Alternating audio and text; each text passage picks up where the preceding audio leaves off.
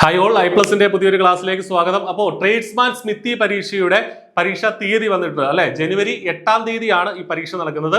2026 ജനുവരി 8-നാണ് technical education വകുപ്പിലേക്കുള്ള tradesman smithy പരീക്ഷ നടക്കുന്നത്. അപ്പോൾ ഇപ്പോൾ കൺഫർമേഷൻ കൊടുക്കുക. കൺഫർമേഷൻ കൊടുത്തില്ലേ നമുക്ക് പരീക്ഷ എഴുതാനായിട്ട് സാധിക്കില്ല. അപ്ലൈ ചെയ്ത ഉദ്യോഗാർത്ഥികളുടെ ഫോണിലേക്ക് ഓൾറെഡി മെസ്സേജ് വന്നിട്ടുണ്ടാവും. കൺഫർമേഷൻ കൊടുത്തെങ്കിലേ നമുക്ക് പരീക്ഷ എഴുതാൻ സാധിക്കുള്ളൂ എന്നുള്ള കാര്യം മനസ്സിലാക്കുക.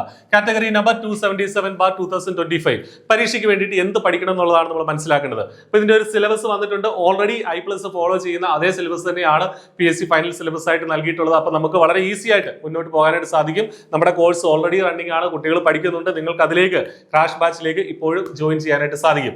അപ്പോൾ സേഫ്റ്റി ആൻഡ് ഫോർജിംഗ് ടൂൾസ് ആണ് ആദ്യത്തെ മൊഡ്യൂൾ. 20 മാർക്കാണ് ആ ഒരു മൊഡ്യൂളിലേക്കുള്ളത്. ഇതിനകത്ത് സേഫ്റ്റിയുമായി ബന്ധപ്പെട്ട കാര്യങ്ങളുണ്ട്, ടൂൾസുമായി ബന്ധപ്പെട്ട കാര്യങ്ങളുണ്ട്. ഫയൽസ്, അതുപോലെ മറ്റ് ഈ പറഞ്ഞ ഫിറ്റിംഗ് ഷോപ്പിൽ ഉപയോഗിക്കുന്ന ടൂളുകൾ, vice, marking tools, measuring tools, steel rule, brass rule, callipers, vernier calliper, micrometer തുടങ്ങിയ കാര്യങ്ങളൊക്കെ നമുക്ക് ഇതിനകത്ത് പഠിക്കാനായിട്ടുണ്ട്. പഞ്ചുകൾ ഉൾപ്പെടെ 20 മാർക്കാണ് അതിനുള്ളത്. അപ്പൊ സേഫ്റ്റി പ്ലസ് ടൂൾസ് ആണ് ഈ ഒരു മൊഡ്യൂൾ വരുന്നത്. രണ്ടാമത്തെ മൊഡ്യൂളായിട്ട് കൊടുത്തിട്ടുള്ളത് metals and alloys. Metals, ferrous metals, non ferrous മെറ്റൽസും ഉണ്ട് 20 മാർക്കിന്. അപ്പോൾ നമ്മൾ സിലബസ് നോക്കുമ്പോൾ ചെറുതാണെങ്കിലും ഡീപ്പായിട്ട് നമുക്ക് ഇതിൽ നിന്ന് പഠിക്കാനുണ്ട്. കുറെ അധികം മെറ്റൽസ് ആൻഡ് അലോയ്സ് നമുക്ക് പഠിക്കണം. ഫെറസ്, നോൺ ഫെറസ് മെറ്റൽസ്, അതിനകത്ത് pig iron, cast iron, wrought iron, സ്റ്റീലിന്റെ പ്രോപ്പർട്ടികൾ, യൂസസ്, ഹോട്ട് വർക്കിംഗ് എന്താണ്, കോൾഡ് വർക്കിംഗ് എന്താണ് തുടങ്ങിയ കാര്യങ്ങളൊക്കെ പഠിക്കാനുണ്ട്.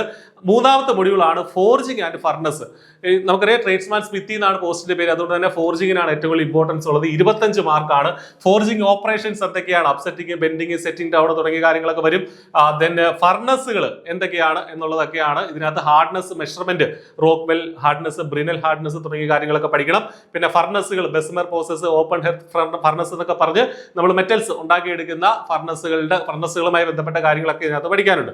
നാലാമത്തെ മൊഡ്യൂളാണ് ഗ്രെയിൻ സ്ട്രക്ചർ ഹീറ്റ് ട്രീറ്റ്മെന്റ്. 20 മാർക്കിനാണ് heat ട്രീറ്റ്മെന്റും.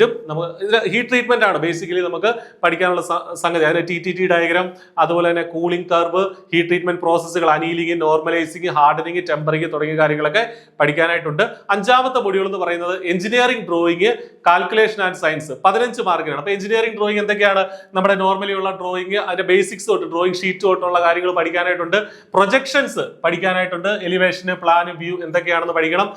Then dimensioning methods, isometric drawing തുടങ്ങിയ കാര്യങ്ങളൊക്കെ ഇതുമായി ബന്ധപ്പെട്ടുണ്ട്.